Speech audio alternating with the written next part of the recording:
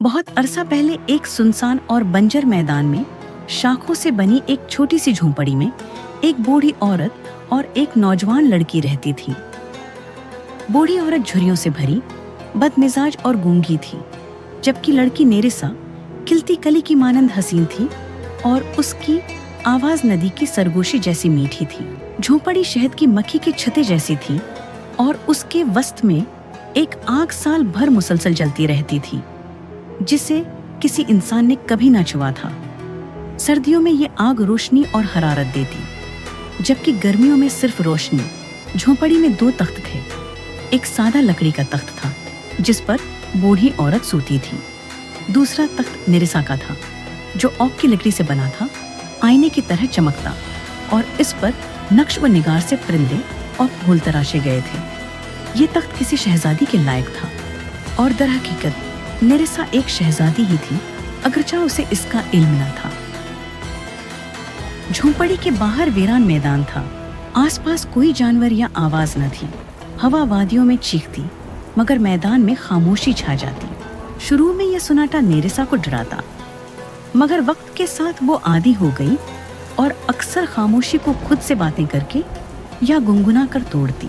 नेरिसा ने बूढ़ी औरत के सिवा सिर्फ एक और शख्स को देखा था, एक गूंगा बोना, जो हर महीने एक खस्ता हाल घोड़े पर सवार होकर आता और एक बोरी अनाज लाकर नेरिसा और बूढ़ी औरत को देता।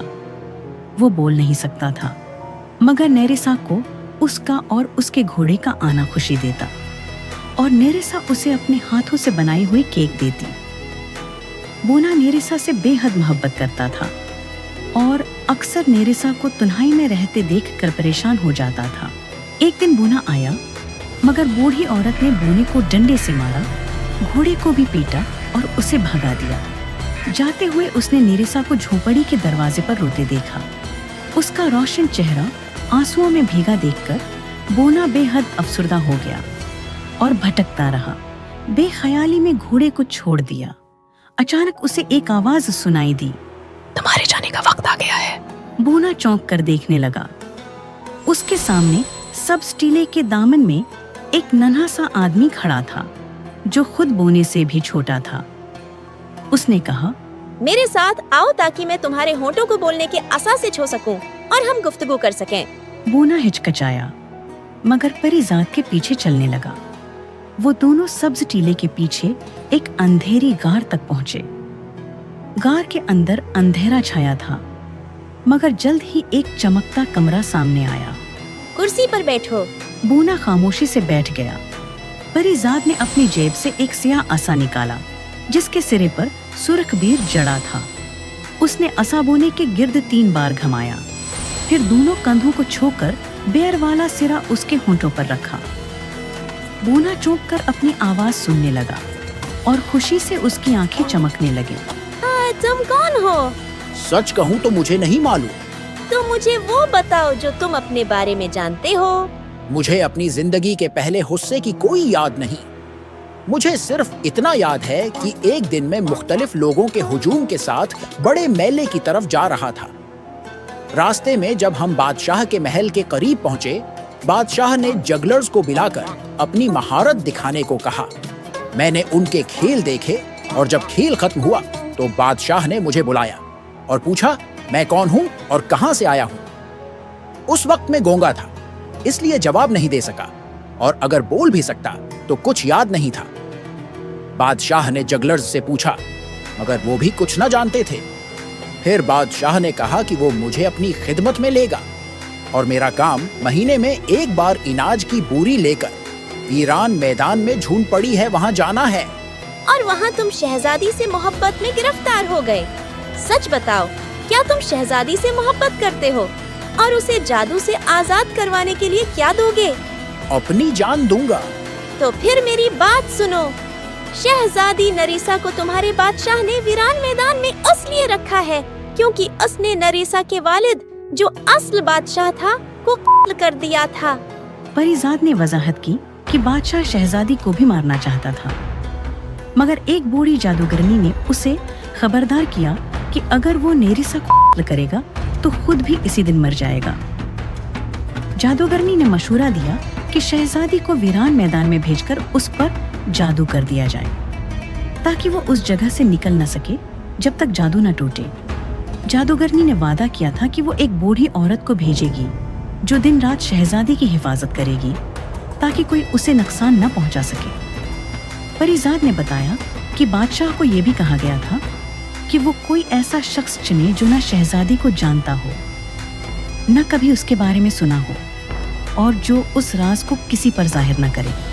इसीलिए उसने तुम्हें चुना। क्योंकि तुम बहुत कुछ जानते हो, क्या तुम मुझे बता सकते हो कि मैं कौन हूँ और कहाँ से आया हूँ? ये जानने का वक्त आ जाएगा। मैंने तुम्हें दोबारा बोलने की सलाहियत दी है। ये तुम पर मुनहसर है कि तुम अपनी वो याददाश्त वापस पा सको जो तुम्हारे बादशाह की खिदमत में आने से पहले थी। लेकिन क्या तुम वाकई जादू को तोड़कर शहजादी को आजाद करवाने की कोशिश करना चाहते हो? हाँ, मैं तैयार हूँ, चाहे उसकी कीमत जो भी हो। परीजाद ने बूने को तसल्ली दी कि अगर उसके पास मखसूस जादुई हथियार हों तो जादू तोड़ना मुश्किल नहीं होगा।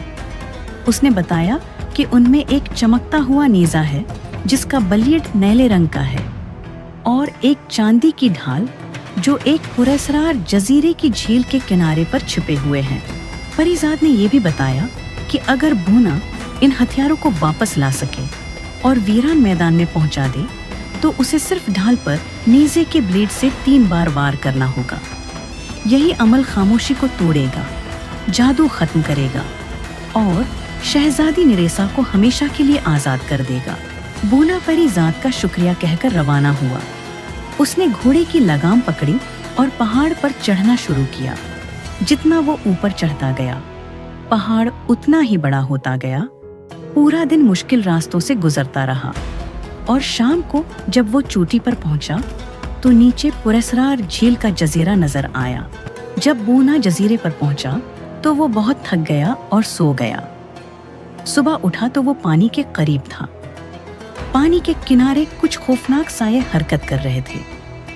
अचानक एक परी आई और बूने से पूछा, क्या तुम कीमत अदा करने के लिए तैयार हो?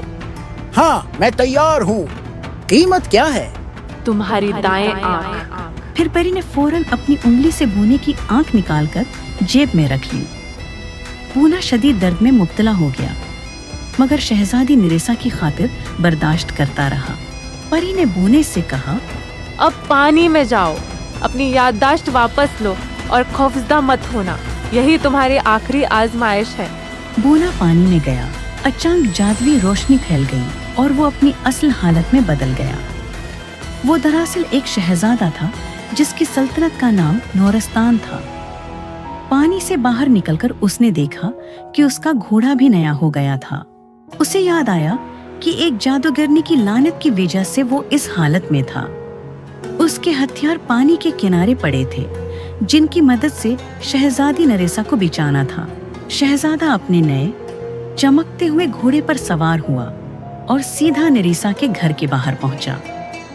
उसने जादुई नेज़ा उठाया और चांदी की ढाल पर 3 बार वार किया।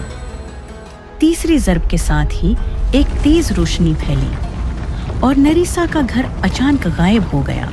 नरेसा घर के बाहर खड़ी थी, आजाद, पुरसुकून और हैरान। शहजादे ने मुस्कुराते हुए उसका हाथ थामा, उसे अपने घोड़े पर सवार किया और दोनों नूरस्तान की तरफ रवाना हो गए। वहां पहुंचकर शाही दरबार में उनका शानदार इस्तकबाल हुआ और बहुत जल्द शहजादा और शहजादी की धूमधाम से शादी हुई। यूं नूरस्तान में एक नई रोशनी का आगाज हुआ। कमेंट बॉक्स में जरूर बताइएगा कि आपको नरेसा और शहजादे की कहानी कैसी लगी।